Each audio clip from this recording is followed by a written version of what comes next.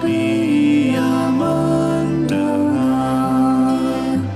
Sejak kulihat wajahnya, ku yakin pada firman-Nya, dan menyerahkan bimbangku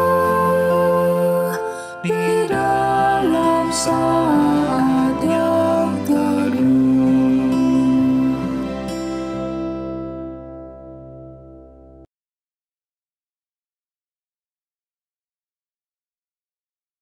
Pembacaan Mazmur diambil dari Mazmur 102, ayatnya yang kedua dan yang ketiga. Tuhan, dengarkanlah doaku, dan biarlah teriakku minta tolong sampai kepadamu. Janganlah sembunyikan wajah-Mu terhadap aku pada hari aku tersesat. Sendengkanlah telinga-Mu kepadaku pada hari aku berseru. Segeralah menjawab aku. Selamat pagi Bapak, Ibu, Saudari, dan adik-adik. Saya mengharapkan bahwa persekutuan doa pagi hari ini Selasa tanggal 11 Oktober 2022 menjadi tempat yang baik kita untuk bersekutu dalam doa.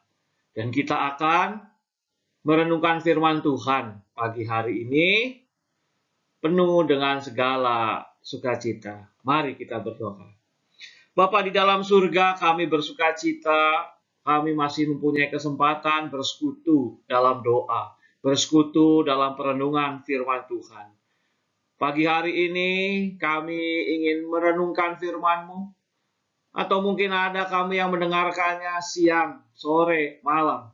Itu semua menjadi pimpinan kasih Tuhan, agar persekutuan doa pagi ini boleh menjadi kekuatan dalam kehidupan kami sebagai tubuh Kristus, sebagai anggota jemaat dan simpatisan GKI Surya Utama.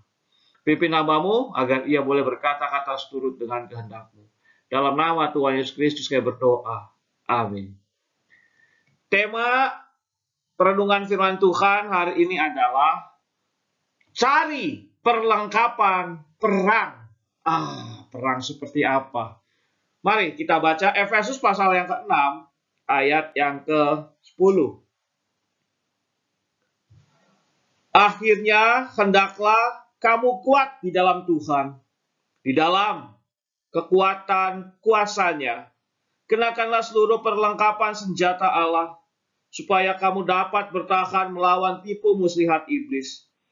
Karena perjuangan kita bukanlah melawan darah dan daging, tetapi melawan pemerintah-pemerintah, melawan penguasa-penguasa, melawan penghulu-penghulu dunia yang gelap ini, melawan roh-roh jahat di udara. Sebab itu ambillah seluruh perlengkapan senjata Allah, supaya kamu dapat mengadakan perlawanan pada hari yang jahat itu dan tetap berdiri. Sesudah kamu menyelesaikan segala sesuatu. Jadi berdirilah tegap, berikat pinggangkan kebenaran, dan berbasuh zirahkan keadilan. Kakimu berkasut kerelaan untuk memberitakan Injil damai sejahtera. Dalam segala keadaan pergunakanlah perisai iman, sebab dengan perisai itu kamu akan dapat memadamkan semua panah api dari si jahat. Dan terimalah ketopong keselamatan dan pedang roh, yaitu firman Allah. Dalam segala doa dan permohonan berdoalah setiap waktu di dalam roh, dan berjaga-jagalah di dalam doamu itu dengan permohonan yang tak putus-putusnya untuk segala orang kudus.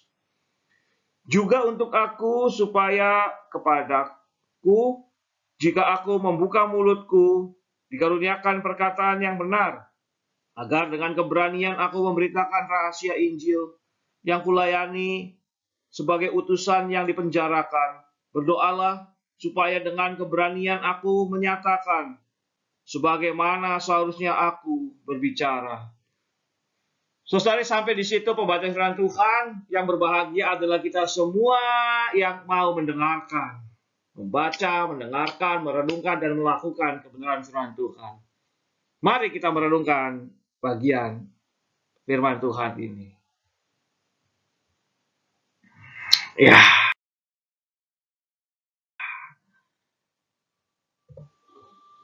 Surat Efesus yang kita baca itu ditulis ketika Rasul Paulus berada dalam penjara di Romawi.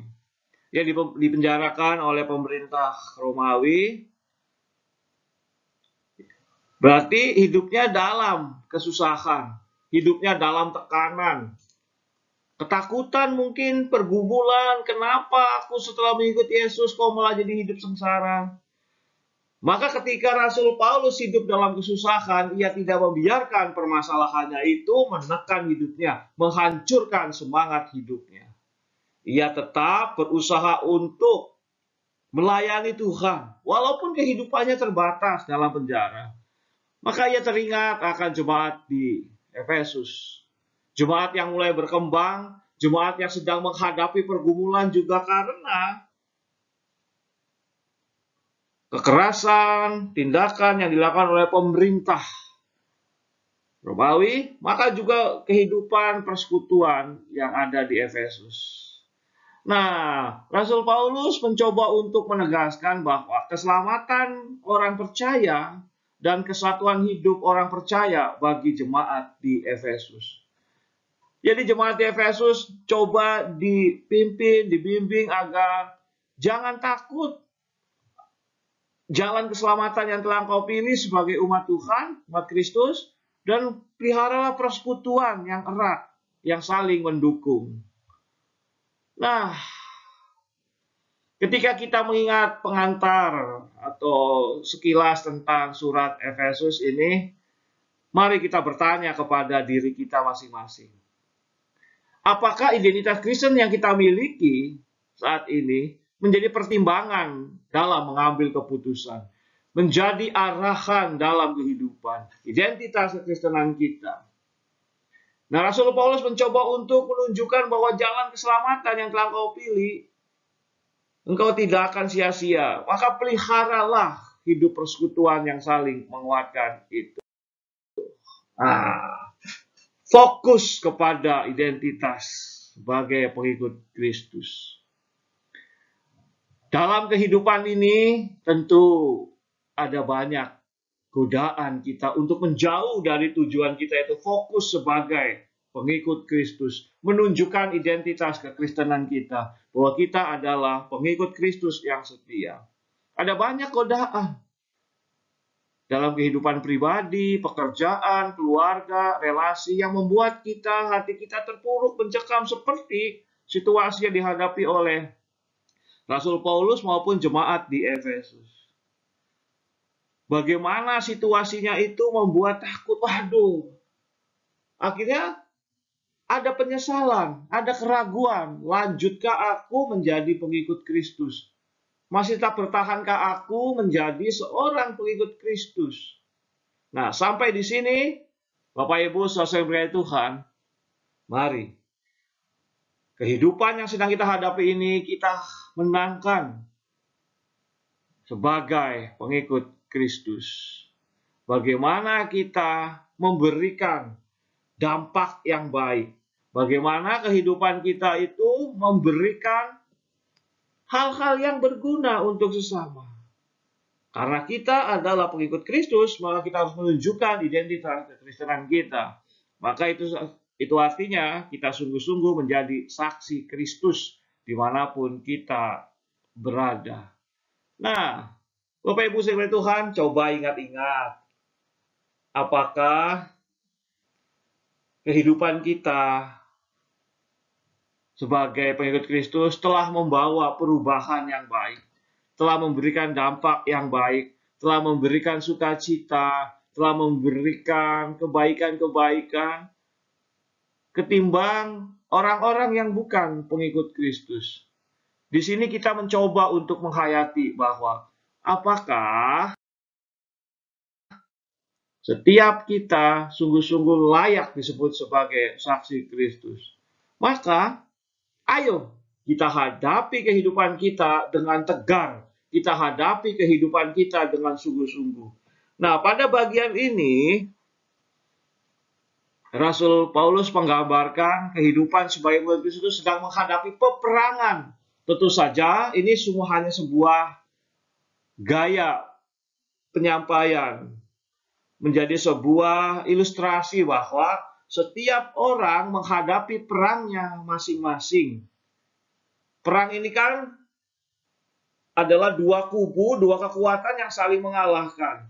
Nah, Rasul Paulus mencoba untuk menggambarkan bahwa kehidupan ini seperti perang. Perang antara kekuatan pengikut Kristus, kehendak Tuhan, kekuatan Kristus, dan yang bukan Kristus, dan saling beradu untuk saling mengalahkan. Nah, siapkah kita menghadapi peperangan rohani ini?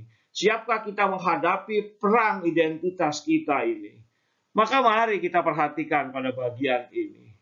Nah, pada bagian ini Rasul Paulus mencoba untuk mengingatkan bahwa akhirnya hendaklah kamu kuat dalam Tuhan, di dalam kekuatan kuasa-Nya. Bahwa ketika kita sedang menghadapi peperangan rohani, ketika kita sedang menghadapi peperangan untuk menunjukkan identitas kekristenan kita, ayo, pertama-tama kita kuat di dalam kuasa Kristus. Kuat dalam kuasa Tuhan artinya bagaimana kita selalu mengandalkan, mengedepankan kuasa kasih Kristus dalam hidup kita. Bukan hanya mengandalkan kekuatan uang kita, kekuatan kuasa kita, kekuatan orang lain yang kita takuti, tapi kita percaya bahwa Kristuslah yang menopang kita. Tuhanlah yang memberikan kekuatan kita. Maka untuk menghadapi peperangan, menurut Rasul Paulus, pertama-tama kita kuat dalam kuasa Kristus. Kita berani melawan segala pergumulan-pergumulan kehidupan kita dengan memunculkan identitas kekristenan kita. Dengan kita mencoba untuk menunjukkan identitas kita sebagai pengikut Kristus.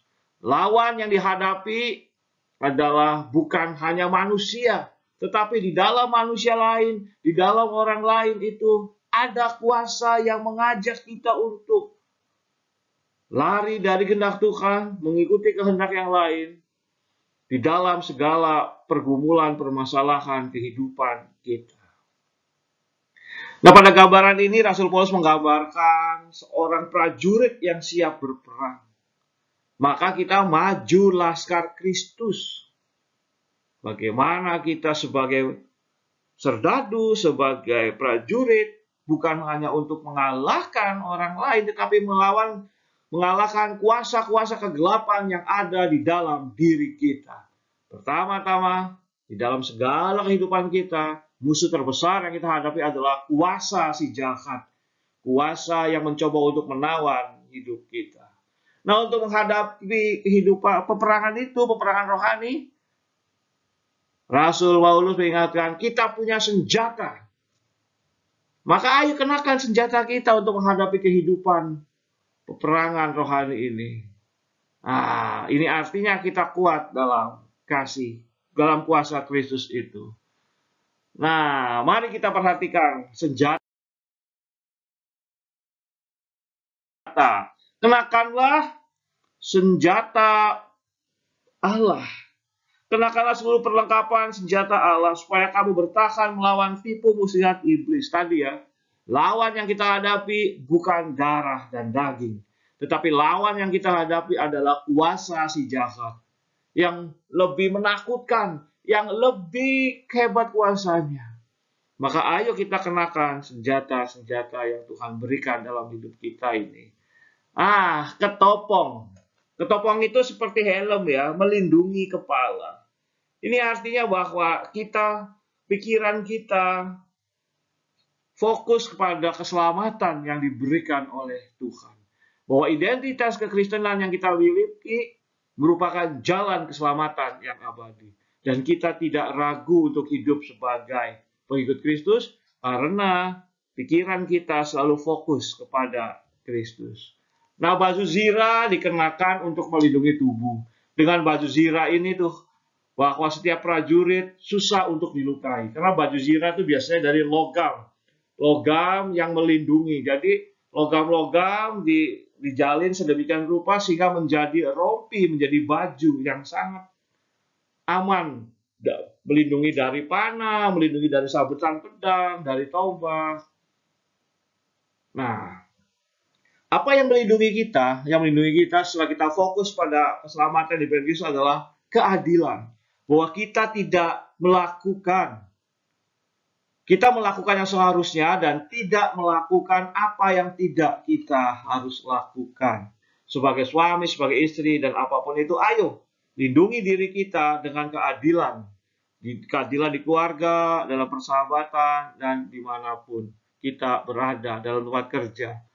Maka ikat pinggang itu ada melingkar di pinggang itu ya.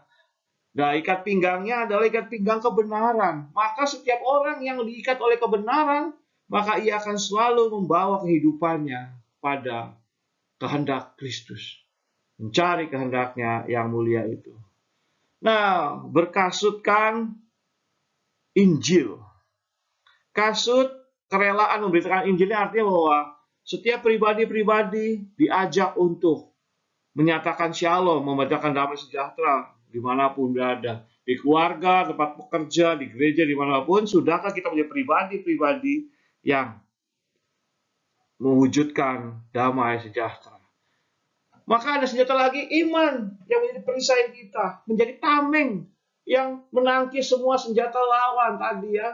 Hampir sama dengan baju zirah, dan sekarang perisainya perisai yang besar yang melindungi kita lebih aman lagi, melindungi kita dari pukulan, tusukan, hantaman, dan seterusnya. Dan dalam kehidupan kita, sering kenyataan kehidupan, kesehatan, keekonomi, relasi itu menusuk kita, menghantam kita. Maka kita perlu perisai iman, bahwa apapun yang terjadi dalam hidup kita, Tuhan akan selalu memelihara kita. Nah, dalam semuanya itu, kita juga diberikan pedang. Pedang itu fungsinya untuk melindungi dan juga untuk menyerang. Nah, untuk melindungi dan menyerang adalah roh yang ada dalam kita, bahwa roh yang memberi penghiburan, yang membawa kita dalam keselamatan, yang membawa kita kepada kekuatan, bahwa roh Tuhan ada padaku, siapakah yang akan melawan aku? Dan dengan demikian, dengan senjata itu perlengkapi dengan doa, permohonan yang tak henti-henti. Doa membuat segala sesuatu yang mustahil jadi mungkin. Doa yang membuat kita merasa menjadi dekat dengan Tuhan. Nah, Bapak Ibu saudara Tuhan, dengan senjata-senjata itu, kita tahu bahwa kehidupan kita itu selalu memiliki 3 relasi, Allah, aku, dan sesama. Bagaimana dengan senjata-senjata yang kita miliki itu? Relasi kita dengan Allah mendatangkan kebaikan. Relasi kita dengan diri sendiri, relasi kita dengan sesama kita sungguh mendatangkan kebaikan. Maka dengan demikian, carilah perlengkapan, carilah senjata Allah membawa kita menjaga relasi kehidupan kita menjadi lebih baik. Maka ayo lakukan. Fokus pada karya keselamatan. Ingat ketopong yang menjaga pikiran kita. Fokus pada karya keselamatan yang ada dalam diri kita. Allah menciptakan kita dalam kehidupan rumah tangga, pekerjaan, bergereja, berjemaat, bernegara, dimanapun kita berada, itu untuk merasakan kebaikan, bukan untuk merasakan kesusahan. Fokus kepada karya keselamatan yang Tuhan nyatakan. Maka ayo kita melakukan keadilan. Keadilan sebagai suami, sebagai istri, orang tua, anak, sebagai apapun tugas dan peranan kita di masyarakat, di gereja, ayo lakukan keadilan. Melakukan keadilan adalah melakukan apa yang harusnya kita lakukan dengan benar. Itu adil. Adil bukan hanya sekedar membagi hasil yang sama, tetapi adil adalah memberikan apa yang harusnya orang lain terima dan menerima apa yang harusnya kita terima. Itu keadilan. Maka ikat pinggang kebenaran adalah kita hidup dalam komitmen untuk hidup dalam kebenaran yang mendatangkan kebaikan. Dengan berkasutkan kerelaan memberitakan Injil adalah kehidupan kita memberikan dampak damai sejahtera dimanapun kita berada. Shalom itulah panggilan kita. Rumah tangga kita, pekerjaan kita yang menunggu ada, kita sungguh-sungguh menyatakan shalom. Nah, ayo kita gunakan juga kuatkan perisai iman kita, yaitu hidup dengan mengandalkan Allah. Bahwa apapun yang terjadi, Allah lah menjadi penangkis hal-hal yang tidak baik dalam hidup kita. Dan dengan itu mari kita kuasai kehidupan ini dengan menghasilkan buah-buah roh. Buah-buah roh yang hadir sebagai pedang yang melindungi kita dan mencoba kita untuk membela diri. Apa saja buah-buah roh itu adalah ada kasih, sukacita, damai sejahtera, kesabaran, kemurahan, kebaikan, kesetiaan, kelemah lembutan, penguasaan diri. Itu adalah macam-macam buah-buah roh yang harus kita lakukan menjadi alat untuk memenangkan sebuah peperangan rohani. Dan dengan demikian, kita lengkapi dengan doa. Doa yang menguatkan kita. Bapak Ibu sayang baik Tuhan, cari senjata Allah. Carilah senjata-senjata Allah yang akan selalu perlengkapan peperangan rohani kita. Sehingga kita dapat memenangkan kehidupan ini bersama dengan Kristus. Selamat mencari perlengkapan senjata Allah. Amin. Mari kita berdoa. Bapa di dalam surga, terima kasih untuk kehidupan yang Kau berikan kepada kami. Kiranya kehidupan yang Engkau berikan yang amat baik, yang Kau rancang dengan penuh damai sejahtera, boleh kami jalani dengan menyatakan kehendak-Mu, sehingga kami boleh merasakan kehidupan yang penuh sukacita. Bapa di dalam surga, kami bersyukur untuk firman Tuhan dalam persekutuan doa pagi hari ini yang mengingatkan bahwa kami siap sedia untuk menghadapi tantangan kehidupan sehingga kami tidak tergoda untuk menyimpang dari kehendak Tuhan. Pimpinlah kami ya Tuhan agar kami mencari perlengkapan perang kami yang dalam artinya yang menjadi kekuatan untuk menghadapi serangan-serangan dari si jahat, agar kami hidup dalam kebenaran, keadilan, kerelaan untuk memberitakan Injil damai sejahtera, menguatkan iman, dan kami percaya pada keselamatan yang Tuhan Yesus berikan kepada kami, sehingga firman Tuhan menjadi pelita dan kekuatan di dalam kehidupan kami, sehingga kami dapat berdoa di dalam roh, yang kami sungguh-sungguh boleh memuliakan nama Tuhan dengan menyatakan kehendak Tuhan. Bapa di dalam surga, pimpinlah setiap dinamika kehidupan kami, agar kami dalam berkeluarga, bekerja, bergereja, bermasyarakat, bernegara, kami sungguh-sungguh menyatakan kehendak-Mu. Bapa di dalam surga, terima kasih untuk keluarga yang Kau berikan kepada kami, untuk suami, untuk istri, untuk orang tua, untuk anak, saudara-saudara. Kiranya ketika kami tidak bisa selalu bertemu muka, bertatap muka, kami selalu mengingat persaudaraan dengan sanak keluarga kami dengan dalam doa, dalam perhatian, dengan segala perbuatan-perbuatan baik kami yang lain. Bapa di dalam surga, kami berdoa untuk mereka yang sedang lemah tubuh, yang menantikan kesehatan yang sempurna dari Tuhan, yang sudah sakit sekian lama, yang baru sakit. Tuhan, berikan mereka hati yang gembira. Saat ini Tuhan, kami ingin menyebutkan nama Bapak Freddy Johari, ayahanda dari Gideon, dan Papa mertua dari Penatua Jenny, yang beberapa waktu yang lalu mendapat serangan jantung. Kiranya proses pemulihan kesehatan boleh berjalan dengan baik. Keluarga didampingi oleh dokter yang boleh menerangkan proses pemulihan kesehatan Pak Freddy Johari, boleh memberikan perhatian yang baik. Bapa di dalam surga, kami juga berdoa untuk kesehatan, kebaikan mereka yang sudah lanjut usia. Dalam segala keterbatasan mereka tetap merasakan sukacita. Kami ingin menyebut nama Ibu Devi Tanumiharja, Ibu Ong, Ibu Chan, dan ada banyak lagi Tuhan yang ingin kami sebutkan, yang sekarang ingin kami sebutkan namanya. Mereka orang tua kami, mereka keluarga kami, kiranya mereka yang sudah lanjut usia diberikan kekuatan dalam kehidupan penuh dengan sukacita. Bapa di dalam surga, kami berdoa untuk keluarga-keluarga dan setiap pribadi yang sedang berusaha untuk mencari pekerjaan, meningkatkan keuangan keluarga, keuangan dirinya, agar penuh dengan segala kekuatan dan cinta kasih. Mereka yang bekerja di jalan, di toko, di rumah, di pasar, di kantor, kiranya menyatakan kehendak Tuhan dengan penuh sukacita. Bapa di dalam surga, kami berdoa untuk guru-guru, dosen-dosen, dan setiap pengajar-pengajar ya Tuhan dimanapun mereka berada. Terima kasih mereka telah mendedikasikan di waktunya hidupnya untuk menjadi pengajar dalam semua tingkat kategori usia TK, SD, SMP, SMA, bahkan bimbingan pelajaran dimanapun yang berada Tuhan.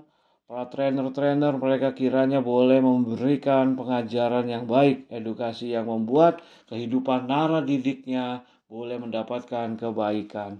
Bapa di dalam surga, untuk ini juga kami ingin berdoa untuk guru-guru sekolah minggu di GKI Surya Utama maupun guru-guru sekolah minggu di gereja yang lain, agar mereka juga boleh penuh sukacita mengajarkan firman Tuhan, mengajarkan iman Kristen, dan sikap-sikap yang baik dari dini kepada anak-anak sekolah minggu.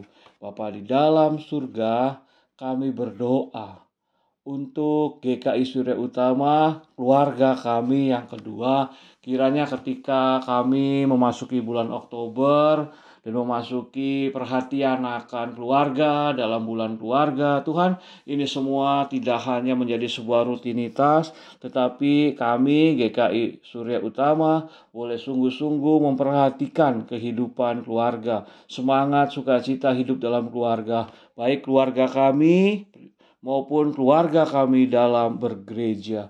Berkatilah panitia bulan keluarga yang sedang menyiapkan acara-acara, kiranya boleh diikuti oleh semua anggota jemaat dan simpatisan GKI Surya Utama bersama dengan keluarga mereka maupun pribadi dalam setiap kegiatannya, agar boleh merayakan perhatian, penghayatan akan bulan keluarga dengan penuh sukacita.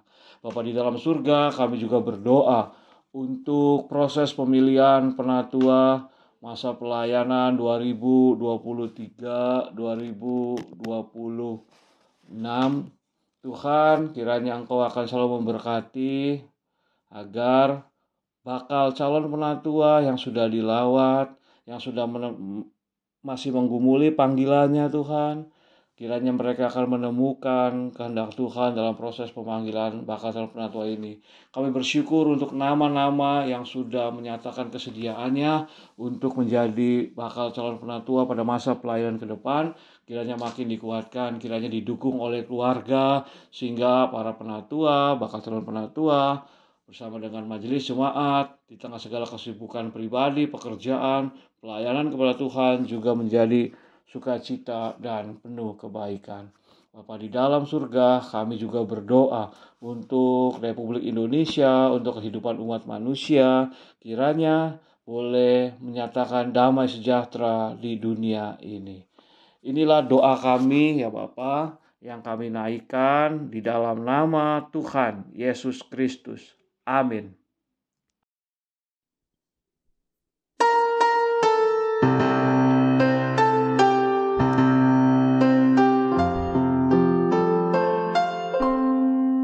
Kasih Tuhan mengiringimu dan sayapnya melindungimu. Tangan Tuhan pegang di dalam hidupmu. Majulah dalam terang kasih-Nya.